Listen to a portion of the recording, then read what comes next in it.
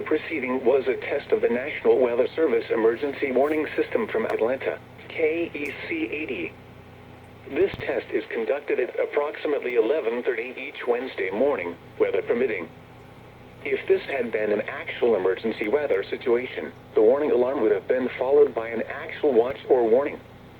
Reception of this broadcast and the warning alarm will vary at any given location.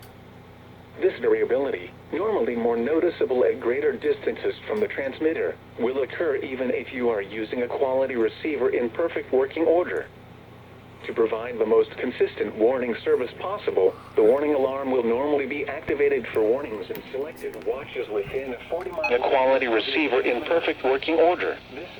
To provide the most consistent warning service possible, the warning alarm will Cherokee, Clayton, Cobb, DeKalb, Douglas, Fayette, Forsyth, Fulton, Gwinnett, Henry, Newton, Rockdale, and Walton. This concludes the weekly test of the warning alarm system. We now return to our normal weather broadcasting.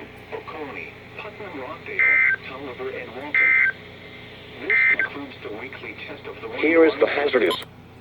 We now return to our normal weather broadcasting.